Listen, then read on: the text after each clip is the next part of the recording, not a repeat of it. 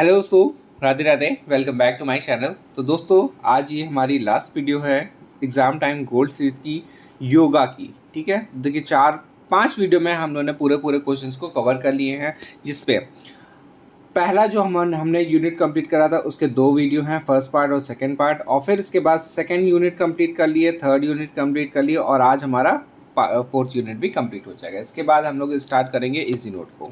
ठीक है, चलिए अब स्टार्ट करते हैं क्योंकि टाइम बहुत कम बचा है और क्वेश्चन बहुत हैं अभी।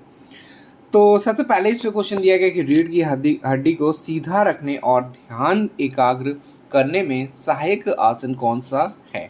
तो इसका आंसर हो जाएगा पद्मासन। फिर है वह क्रिया जो घेंगा रोग के उपचार में लाभकारी है, वह है तो क्या हो जाएगा, उपयुक्त सभी हो जाएगा। हलासन भी है, सर्वांगासन भी है, अलंधर भी बंद भी है। फिर है स्त्री रोग में लाभप्रद आसन कौन सा है। तो इसका आंसर हो जाएगा सभी हो जाएंगे, तीनों आसन इसके हैं। फिर दिया गया है नेक्स्ट, अनुलोम विलोम का का लाभ है तो क्या लाभ होता है इसका। तो इसका आंसर हो जाएगा उपयोग सभी। ठीक है, सभी हो जाएगा। सिर दर्द ठीक हो जाता है, फेफड़े शक्तिशाली हो जाते हैं और सर्दी जुकाम तथा दमा की शिकायतों से बचाव होता है।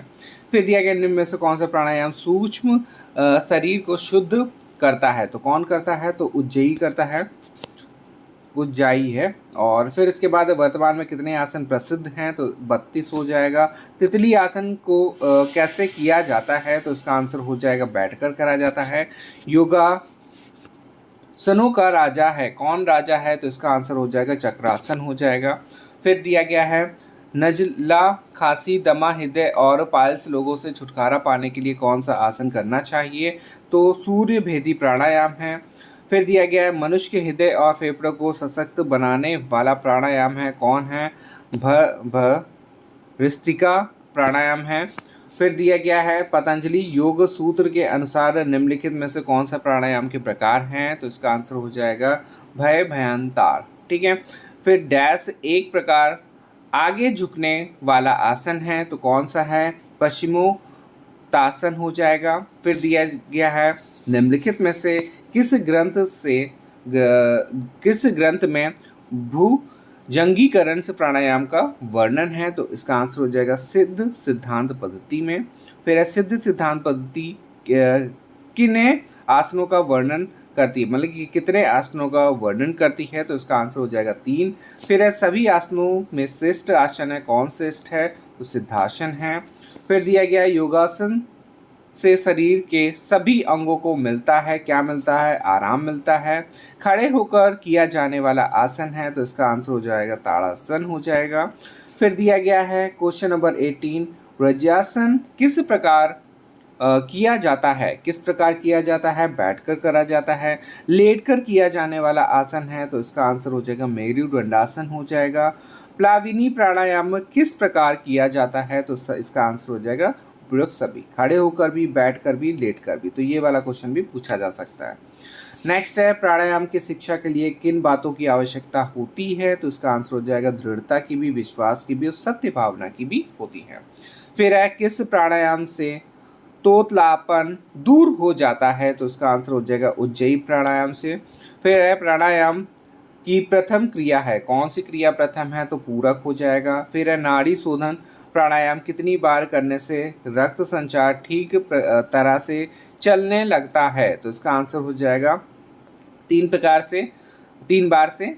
फिर है अनुलोम विलोम प्राणायाम में अनुलोम का अर्थ है तो इसका आंसर हो जाएगा सीधा है। क्रोध को दूर करने वाला तथा मन को शांत रखने वाला प्राणायाम है तो भामरी प्राणायाम है। कौन सा प्राणायाम से भय चिंता और तनाव को दूर करता है और धातु रोग प्रमेय और नपुंसकता को दूर करता है। तो इस पे दिया गया है सूर्य भेदी प्राणायाम। ठीक है, नपुंसकता। फिर दिया गया है किस प्राणायाम को बहुत ही सरल माना जाता है। तो इसका आंसर हो जाएगा नाड़ी शोधन प्राणायाम को। फिर है नाड़ी शोधन करने के लिए सबसे अच्छा समय कौन सा माना गया है, कौन सा माना गया है, प्रातःकाल है। फिर है सकारात्मक विचारों का संचार करने में सहयोगी है, कौन सहयोगी है, सूर्य भेदी प्राणायाम है। फिर है किसका अभ्यास बाकी प्राणायामों के साथ आसानी से कर सकते हैं, तो इसका आंसर हो जाएगा प्लाविनी प्राणायाम। ठीक है, चलिए अब आगे देखते हैं क्वेश्चन नंबर 32। हान का अर्थ है, क्या अर्थ है पुनः जन्म से आदि भावी दुखों का अंत हो जाना। देखिए ये वाला क्वेश्चन भी आपसे पूछा जा सकता है, तो आप इसको ध्यान रखिएगा। फिर है हान का उपाय है, क्या उपाय है, निर्दोष एवं निश्चल विवेक ख्याति। फिर है निम्न में से कौन सा तथ्य सही है, तो इसका आंसर हो जाएगा सभी सही हैं। ठीक है, आप इसको पढ़ लीजिएगा। फिर है निम्न में से कौन सा अष्टांग योग का अंग नहीं है, तो इसका आंसर हो जाएगा कपालभाति। यम का पालन करने से, तो इसका आंसर हो जाएगा सामाजिक संबंधों में सुधार होता है। ठीक है, तो यम का पालन करने से क्या होता है, सामाजिक संबंधों में सुधार होता है। फिर दिया गया है अष्टांग योग साधन में सर्वाधिक महत्वपूर्ण सोपान है, तो कौन सा हो जाएगा, यम एवं से नियम हो जाएगा। फिर दिया गया है अस्ते शब्द का अर्थ है, तो इसका आंसर हो जाएगा चोरी ना करना। बहुत ही इंपॉर्टेंट क्वेश्चन है, ये भी पूछा जा सकता है आपसे, छोटे छोटे क्वेश्चन से बहुत ही इंपॉर्टेंट होते हैं। फिर दिया गया है अहिंसा की सिद्धि होने पर, तो इसका भी आंसर क्या हो जाएगा, डी ऑप्शन, सभी प्राणी योगी के समक्ष वैर का त्याग कर देता है। वैर, ईर्ष्या, दोष, द्वेष आदि की भावना समाप्त हो जाती है। योगी के समीप सारा वातावरण अहिंसामय हो जाता है। ठीक है, चलिए आगे देखते हैं। क्वेश्चन नंबर 40 दिया गया है, निम्न में से कौन सा जोड़ा सही नहीं है। ठीक है, आपको बताना है, तो इसका आंसर हो जाएगा डी ऑप्शन, स्वाध्याय से इष्ट देवता का साक्षात्कार न होना। फिर दिया गया है आसन सिद्धि का लक्षण नहीं है, तो आंसर हो जाएगा मांसपेशियां दौर्बल्यता। ठीक है, फिर है महर्षि पतंजलि के अनुसार प्राणायाम का प्रकार नहीं है, तो दीर्घ वित्ती हो जाएगा। फिर दिया गया है निम्न में से कौन सा प्राणायाम अभ्यास के प्रतिफल नहीं है, तो इसका आंसर हो जाएगा नाड़ियों में प्राणों की गति तीव्र हो जाना। नेक्स्ट दिया गया है 44 में, निम्न में से कौन सा ध्यान का लक्षण नहीं है, तो ध्यान की अवस्था में एकाग्रता की गहराई का कम होना। और निम्न में से कौन सा भोजन योगाभ्यास में अपथ्य कारक है, तो इसका आंसर हो जाएगा कुल्थी। फिर दिया गया है एक योगी के लिए प्राणायाम अभ्यास प्रतिदिन 4 बार करने का प्राणायाम की संख्या होनी चाहिए, तो इसका आंसर हो जाएगा 320 बार। फिर है निम्न में से कौन से प्राणायाम में शरीर से पसीना आने लगता है, तो इसका आंसर हो जाएगा हीन। फिर दिया गया है हठ योग प्रदीपिका के अनुसार षट कर्मों का अभ्यास उसे ही करना चाहिए, तो किसे करना चाहिए, जिसके शरीर में स्थूल श्लेष्मा तथा में भेद बढ़ी हुई है। ठीक है, फिर दिया गया हठ प्रदीपिका के अनुसार षष्ठ कर्मों का क्रम है, तो कौन सा हो जाएगा, धोती है, वस्ती है, नेत्र है, त्रातक है, नौली है और कपालभाति है। ठीक है, नेक्स्ट है हठ प्रदीपिका में निम्न में से कौन सा धोती क्रियाओं का उल्लेख है, तो कौन सा उल्लेख है, तो इसका आंसर हो जाएगा वस्त्र धोती। फिर है हठ प्रदीपिका के अनुसार धोती कर्म के प्रभाव से कितने प्रकार के कफ दोषों का निवास होता है, तो इसका आंसर हो जाएगा 20। फिर दिया गया है हठ प्रदीपिका में वस्ती के कौन से भेद का उल्लेख है, तो आंसर हो जाएगा जलवस्ती। कपालभाति शब्द में भाति शब्द का अर्थ है, तो इसका आंसर हो जाएगा धूमकनी। ठीक है, धूमकनी हो जाएगा। अब देखिए ये भी क्वेश्चन काफ़ी इंपॉर्टेंट है। फिर है गजकर्णी क्रिया का दूसरा नाम है, क्या हो जाएगा, कुंजल है। फिर है चित्त के स्थिर होने की स्थिति को कहा जाता है, तो आंसर हो जाएगा उन्मयी अवस्था। और निम्न में से कौन सा प्राणायाम या कुंभक का उल्लेख हठ प्रदीपिका से नहीं है या हठ पीडिका में नहीं है, तो इसका आंसर हो जाएगा सहित। फिर दिया गया 57 में हठ प्रदीपिका में वर्णित प्राणायामों की संख्या है, तो आंसर हो जाएगा 8। फिर है हठ प्रदीपिका के अनुसार पूरक के अंत में निम्न में से कौन सा बंद लगाने का निर्देश है, तो उसका आंसर ऊपर सभी हो जाएगा। मूल बंद भी है, जलांधर भी है और दीपयान भी है। फिर नेक्स्ट है निम्न में कौन सा घनात्मक आसन से घेरंड संहिता में नहीं है, तो इसका आंसर हो जाएगा सिद्ध योनि आसन। फिर नेक्स्ट है, निम्न में से कौन सा आसन से चित्त विश्रांति का कारक है? तो इसका आंसर हो जाएगा मृत्यासन। फिर दिया गया है, हाँ, निम्न में से कौन से आसन में घुटनों के मध्य दोनों पांवों को छिपाकर रखा जाता है? तो कौन सा आसन हो जाएगा? गुप्तासन हो जाएगा। निम्न में से कौन सा आसन मधुमेह रोग के उपाय हेतु सर्वाधिक उपयुक्त है? तो आंसर हो जाएगा अर्ध मध्य मध्य से येंद्रासन। ठीक है।